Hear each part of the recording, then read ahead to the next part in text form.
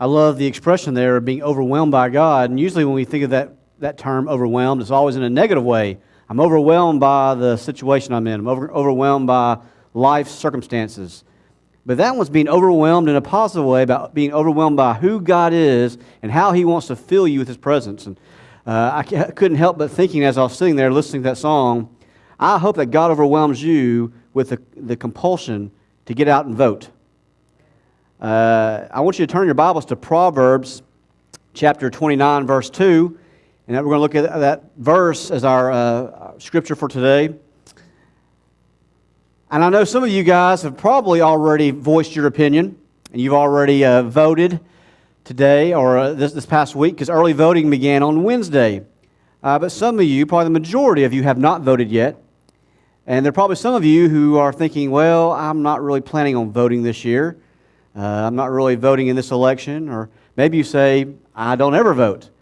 Well, we're going to look at a passage today in Proverbs chapter 29, verse 2, that I hope that gives you a more of a God's understanding on this and our need to vote. And then we're going to look at the issues. We will not discuss any candidates. I will not tell you any person to vote for. But folks, in our state ballot, if you are in Gibson County, you will have 4 amendments to vote on. I've already looked at the ballot and what it looks like. Some of you who have already gone and voted, you can probably tell me whether you saw that or not. But there are 4 amendments on the ballot, and that's more than usual. Usually there's anywhere, maybe 1, possibly 2 amendments, but very seldom is there ever this many. And if you're like me, you probably haven't done any research on what is being said, and you walk into the booth, you pull the curtain behind you, if they still have those, at your precinct, and you start reading down, you look at the candidates, and then you get to those amendments, and it's all these therefores and wherefores and thous, and almost like reading King James Bible, and you're like, what does that mean? And most of us probably just skip over there and don't even vote at all. Or if you do vote, you may not know what you're voting for. Well, today I want to help clear the air. Because if you are like me, well, not like me because I don't see these on TV, but I've heard from many of you that there are all kind of commercials on TV, in the newspaper, and other forms of media saying both sides of the arguments, and you're just as confused now as you were before they started airing these commercials. Well, I want to try to help clear the air on some of these issues if I can. But before we do that, though, I want us to look at Proverbs chapter 29, verse 2. It says, when the righteous are in authority, the people rejoice. But when a wicked man rules, the people groan. Let's read that one more time. When the righteous are in authority, when God has placed godly people, spiritual people in authority as political leaders, what does it say we do? We rejoice. Not just because we're happy, but because God is blessing. God is blessing our area, our nation, and we are able to rejoice in what He is doing. But when a wicked man, when wicked politicians, when people who are ungodly hold political office, rule, the people do what? Groan. And again, it's not because we have lost, that the person that we voted for lost, so therefore we're sulking. We are groaning because God's hand is not blessing. And God's way is not prevailing in our land because we did not live up to what we're supposed to do. Many Christians don't even vote anymore. Many Christians don't even care about who wins an election. Folks, I want you to care. And today we're going to look at the issues of what is facing us here today. There are 4 amendments, like I said a moment ago, on the ballot this year for the November 4th election that's already begun with early voting. And we're going to look at the 4 amendment issues and talk about what they mean, so that when you walk into the booth and ready to place your vote, you will know in advance what they mean. Okay? First one is Amendment 1. Now, if you've been attending here since at least July when I got here, you have been hearing about Yes on 1. The subject is on the issue of abortion. A brief description of it would be that this amendment inserts constitutional language empowering legislature to enact, amend, or repeal statutes regarding abortion. Now, if you have been here for any period of time, you already know how I stand on this issue, but let me read for you in Ephesians chapter 5, beginning in verse 5, what it says. For this you know that no fornicator, unclean person, or covetous man who is an idolater has any inheritance in the kingdom of Christ and God. Let no one deceive you with empty words. For because of these things, the wrath of God has come upon the sons of disobedience. Therefore, do not be partakers with them. For you were once darkness, but now you are light in the Lord. Walk as children of light. For the fruit of the Spirit is in all goodness, righteousness, and truth, finding out what is acceptable to the Lord, and have no fellowship with the unfruitful works of darkness, but rather expose them. Now, if you have been paying attention to the commercials that are airing on TV, you will probably see maybe a couple telling you to vote yes on Amendment 1. You will see a whole lot more telling you to vote no on Amendment 1. Anybody seen the commercials? Most of you have. And if you've seen the commercials, you probably walk away saying, who do I vote for? Which amendment do I vote for? They both sound right. They both sound like that's my position. Because of the darkness, because of the cloudiness, because of the confusion. It says there in these verses, let no one deceive you with empty words. Because of these things, the wrath of God comes upon the sons of disobedience. Therefore, do not be partakers with them, but you are to be children of light. You are to be in the light and not in darkness. I want to help shed light on the issue of Amendment 1 so that you know how to vote, whether you vote next week or you wait till November the 4th. Because of our state constitution, and it has not been ratified or amended on the issue of abortion, we have one of the most liberal state constitution within a 9-state region of anybody around. Because Tennessee currently has no informed consent, no waiting periods for abortion, and no inspection on abortion facilities, women from other states are coming to Tennessee, the volunteer state, in increasing numbers to have abortions. Tennessee currently ranks 3rd nationally in the percentage of out-of-state abortions, and therefore we have now become an abortion destination. Used to be people wanted to come to Tennessee to go to Graceland or go to the Smoky Mountains. Now we rank 3rd in out-of-state abortions because people are wanting to come here for that very reason.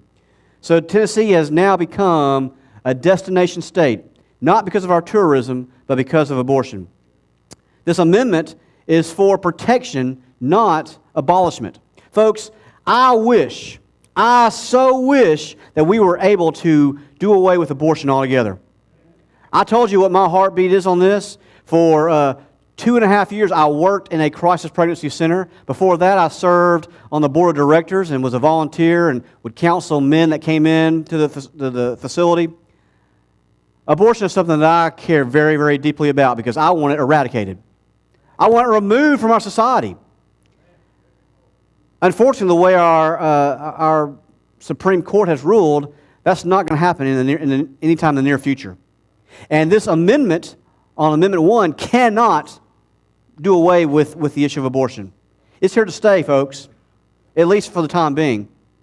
What this amendment does, because it cannot do anything that will trump the Supreme Court ruling of 1973, Roe versus Wade. It cannot remove that. It cannot do anything stepping outside of those bounds of the parameters that the Supreme Court has given us. What this amendment does, it now sets up guidelines so that our state legislature can put laws in place for the protection of both the mother and the unborn baby. Do you know that that our state legislature try to put up a waiting period? They want to have a waiting period so that if a lady found out that she was pregnant and was confused, didn't know where to turn, didn't know what to do, and if she decided she wanted to go into an abortion clinic, our state legislature tried to impose a law saying that she had to wait, I think it was 24 hours of what they tried to put up there. They could put it up to 3 days is what our Supreme Court would allow, that she would have to wait 3 days before she could have the procedure. And they made that law, and Planned Parenthood and ACLU came in and sued our governor at the time and said, nope, that's not constitutional according to your state constitution, therefore let's be done away with. So now we have no waiting period. Most medical facilities need to be inspected. Make sure they're clean. Make sure that they are following the guidelines that are set up for a medical facility, not an abortion clinic, because our state constitution doesn't have that in allowed in their wording. So when the governor was sued, yep, that was taken away. Anything that we've ever tried to say to protect both the mother or the unborn has been done away with because our Constitution is not worded correctly. So voting yes on Amendment 1 will not do away with abortions, although, again, I certainly wish it would. It will enable legislatures to enact some common sense protections that the surrounding 8 states around Tennessee have already done.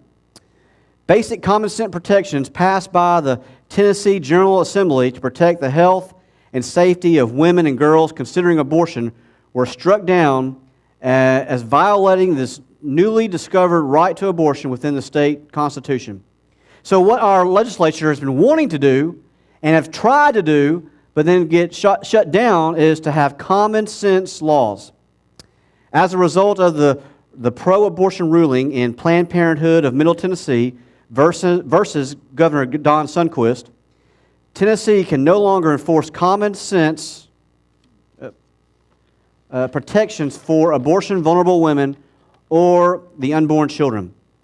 Each of Tennessee's 8 border states have active policies requiring informed consent, meaning that a minor would have to talk to a parent to have the parent's consent, a waiting period, whether that's 24 hours or up to 3 days, and regulation of abortion facilities, meaning they're inspected by a health regulator, by State Department of Health. Since 2000, the primary goal of pro-life Tennesseans has been to overturn this wrong ruling by our state Supreme Court and to restore the ability of the citizens and elected officials to decide Tennessee's abortion policies.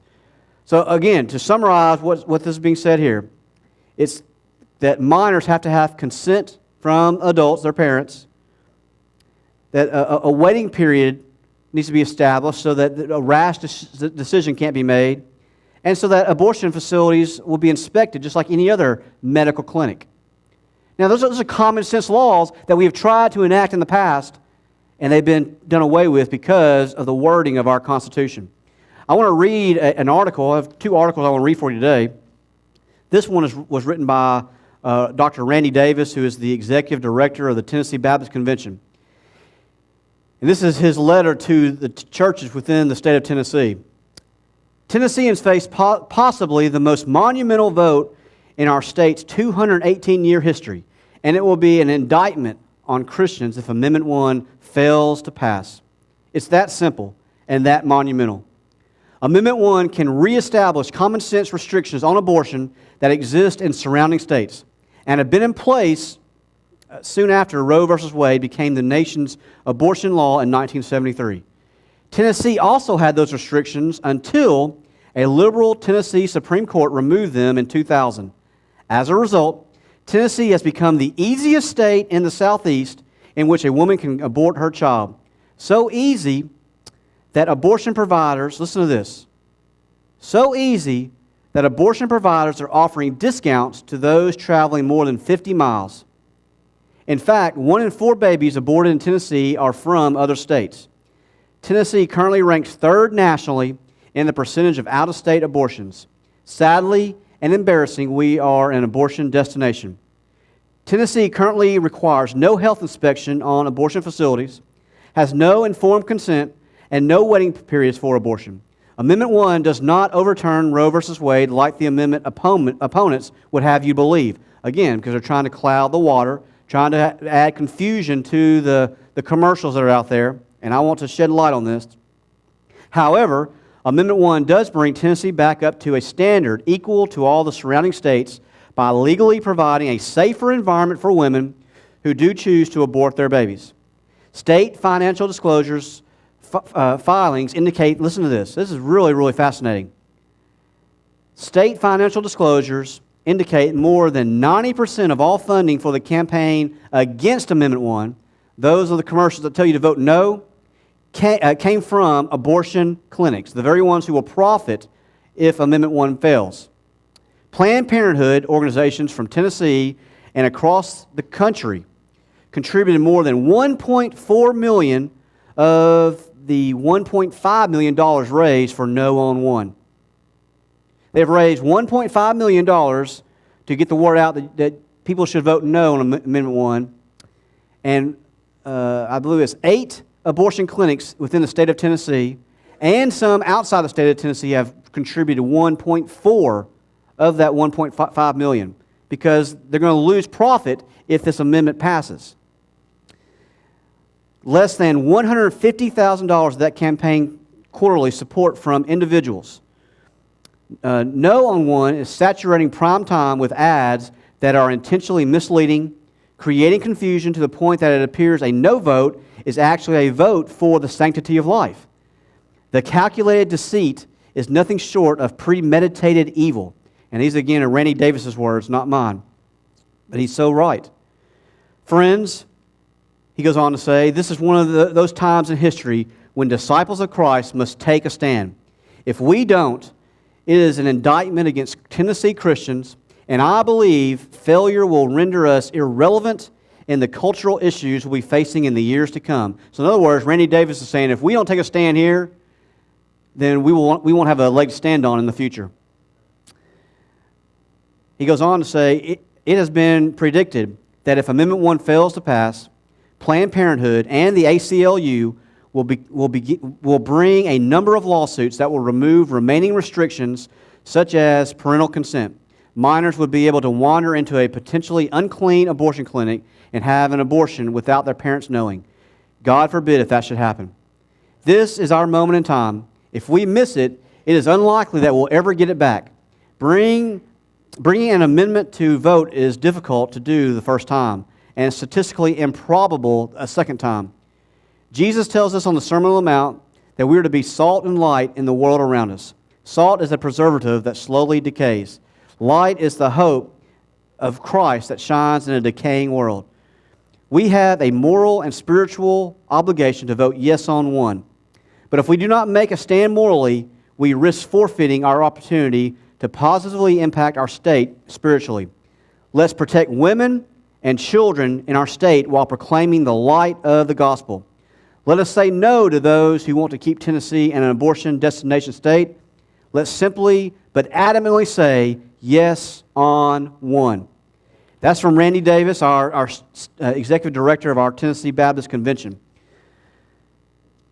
He so put the information in our hands and said it so well that the abortion clinics are the ones who are benefiting and profiting from abortions, and they're the ones who are getting the word out that people should vote no. And again, if you watch their commercials, it might say, or it might make you think, well, that's the way I need to vote. They're promoting life. Folks, they're not. They're trying to mislead you so that you will vote no, or at the very best, not vote at all on Amendment 1. But again, 8 abortion clinics within the state have contributed $1.4 million to No on 1. You know what the contrast to that is? Yes on 1 campaign reports that 600 individuals within the state of Tennessee have contributed $455,968. $455,968. That's about a third. About a third of what the pro-choice, the pro-abortion people have raised for no on 1. That's why there's so much confusion, because the word is being spread so heavily on the other side. I wanted to read one more article to you, or at least a few excerpts from an article that I pulled from the Daily News Journal in Murfreesboro, written by Scott Broden. He says that Tennessee Amendment 1 could be a strong voter turnout for the November 4th election. MTSU political science professor Mark Burns said, I think it is likely the hottest issue on the ballot this fall, said Burns, a 23-year professor who is also the dean of the Middle Tennessee State University College of Liberal Arts. You have a governor's race that is a yawner and an uncompetitive U.S. Senate race. Now, these are his words, not mine. I didn't say the governor's race was a yawner, but this is a political science professor who said that.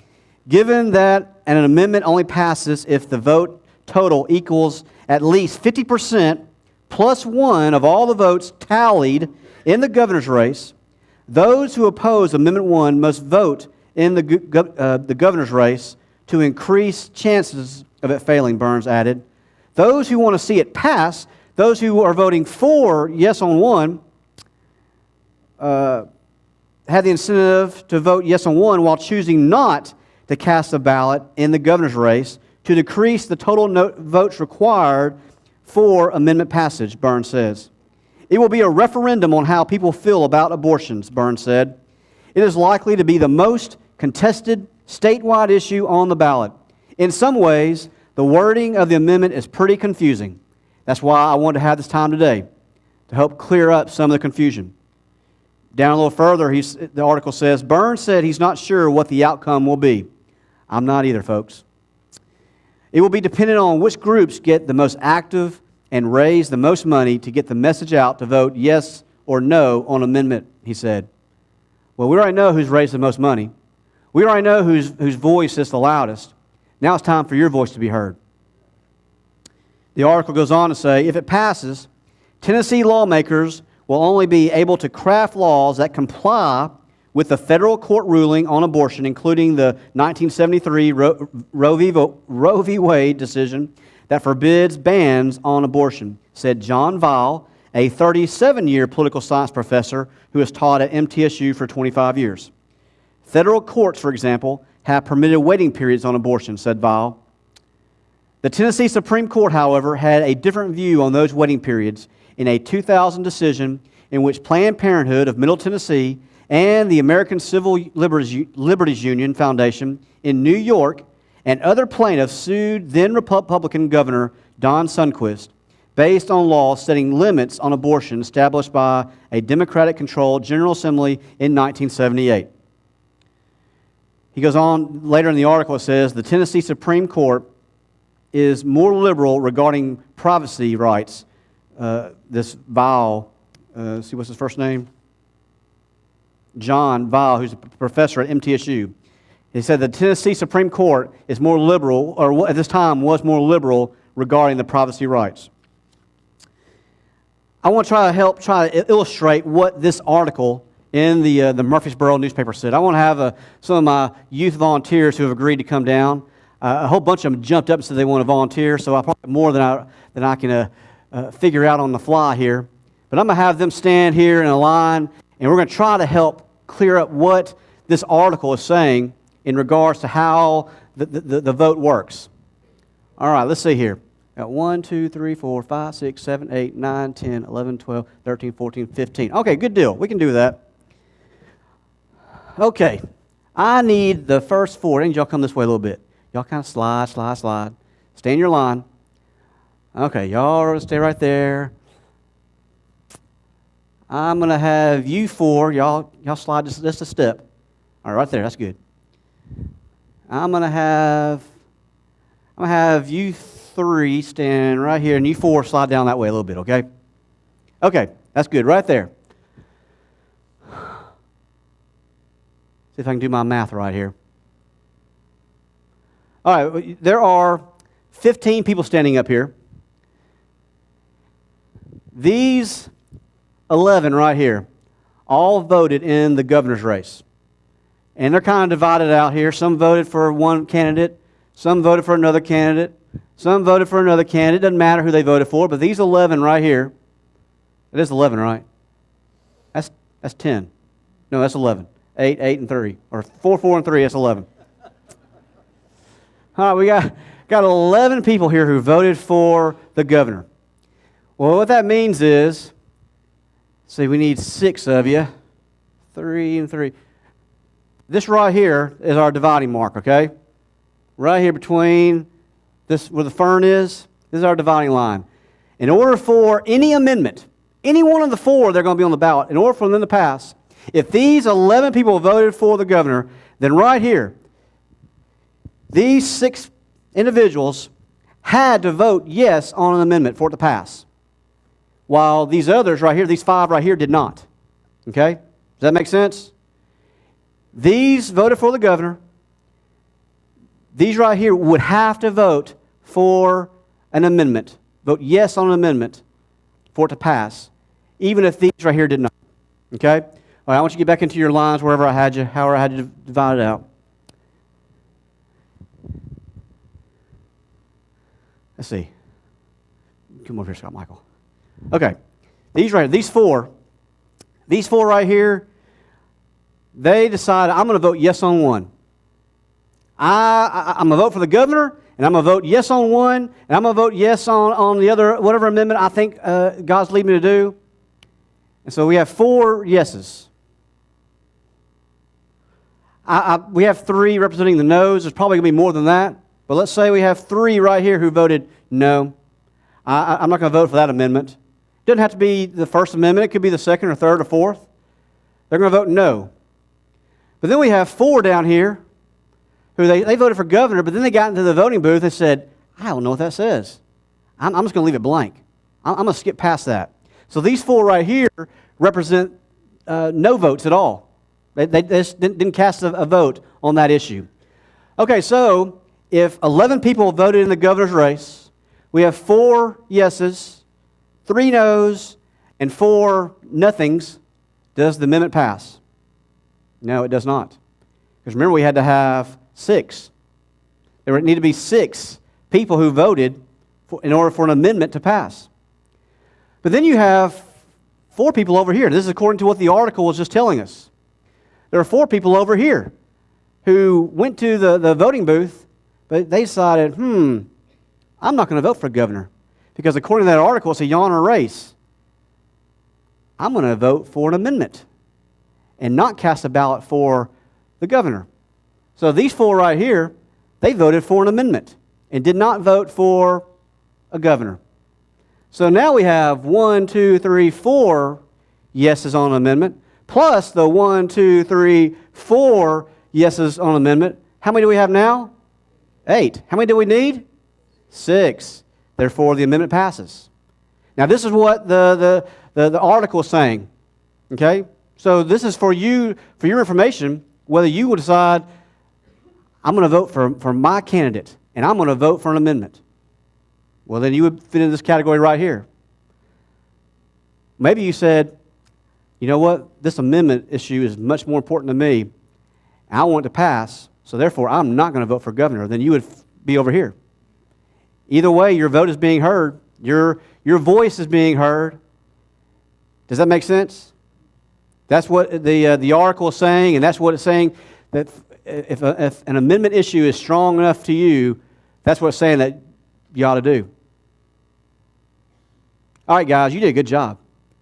I told them they're going to be models this morning and standing here and look good. They did a good job, didn't they? All right, guys, y'all going to have to be seated.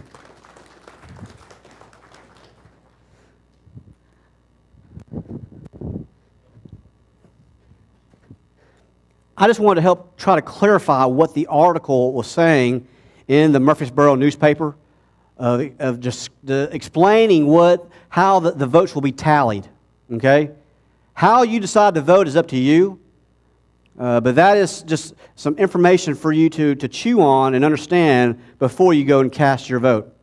I want us to move on now to the Second Amendment, which the subject is a judiciary amendment, and the description of it is that it empowers the governor to appoint judges subject to confirmation by the General Assembly. Now, basically, what this is saying is, and again, if you walked into the voter's booth and you weren't informed upon this issue, you would probably say, what? Well, I want to help try to clear the air on this one as well. What it's saying is that currently, our judges who are in the state Supreme Court or appellate, is that right? Anybody know how to pronounce that word? Appellate court. They are basically politicians. They have to run for the office, and then you have to vote for them. The way this amendment is being worded is that now, if this amendment number 2 passes, the governor will appoint judges based upon a merit system. He will present them to our state legislature. They will vote them into the position of office, and they will hold that office for 8 years, and then you would vote them in place. So, in other words, right now, currently, the way our judges are put into place is they run for the office, and you vote for them. The amendment says that they have to earn their spot by a merit system, and the governor will then present them to our state legislature, and they will vote them into office. And then after being there for 8 years, then you would vote them to whether you want to keep them or not. Okay? This is one of those issues that it is hard to take a stand. I've asked people their opinion on this, and there are some who say, well, if you're dogmatic on being yes on one, then you ought to be dogmatic on this one too, because the liberal judges that we had in place are the very reason why we had to have the yes on one. But then you have some people who are very vocal on yes on one who's saying this is not a good idea. So it's really just a matter of up to you. Whether you decide, I would like for our judges to earn their way through this merit system and then have the governor appoint them, or I want to continue to elect my own governors or my own judges. That is completely up to you on the Second Amendment. The Third Amendment deals with the issue of taxation. The description of the Amendment 3 is that it prohibits legislature from levying or permitting any tax upon payroll or earned personal income. Now, most people that I've talked to, because of the confusion of the language, they say, well, I don't want to have a state income tax. I'm going to vote no. Well, then you just voted yes. Or you just voted opposite of what you wanted. If you do not ever want to have a state income tax, then this amendment, you would vote yes. That's the wording. The way this is being positioned, that the amendment is to prohibit our state legislature from ever issuing a state income tax. Now, those who are in favor of it, of voting yes on Amendment 3, are doing so because they're saying, look at the growth and the economy of the state of Tennessee compared to those around us. Our economy is growing, and there are more jobs in our area than others. And it's all because we don't have a state income tax. But the opponents of that are saying, yeah, but we don't know what the future holds. We might have to issue a state income tax. So you have varying sides of this, but if you do not want the state to ever issue you a state income tax, then you would vote yes on Amendment 3. If you do not, if you're in favor of a state income tax or you think that might be necessary in the future, then you would vote no. Amendment 4. This is the fourth and final amendment that is on our state ballot, and it's on the issue of gambling. The description of it says, it empowers the legislature to permit lotteries for events that benefit 501c3s or 501c19 organizations. Currently, the way things work, a 501c3 nonprofit organization could hold a raffle or some type of a bingo or some type of a way of raising money for their organization that would be considered a lottery. 501c19s, which are typically veteran affair type groups, cannot. Now, depending on who you ask, you're going to get all kinds of different answers. Again, this is the wording and the people who are behind these things do a very good job of clouding the issues. There are some who say that this will cap the lottery, that it will expand it to adding this one group, and then it sets a limit that it'll never go past that. There are others saying, well, all we're doing is expanding the lottery. Well, since I read an article from from Murfreesboro, who was quoting two political science professors, if they were here, we could ask them the question about government and how governments grow or decrease. And both of them would probably tell us, and any of you who've ever taken a political science class would tell us that governments never decrease. We, the people, want governments to decrease and get out of our way, but governments never decrease.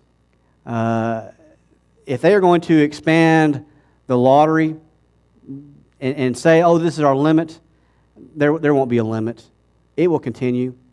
Back, I guess, whenever it was we voted the lottery in, was it around 2000, 2002, somewhere in there? I was very, very vocal that the state of Tennessee did not need to have a lottery. Those who it's going to hurt is the poor. I think we've seen that. Our poor continue to waste money on things, trying to get rich. And who's it hurt? It hurts their children. It hurts themselves. The lottery does not help. To expand it, I think it's not a good idea.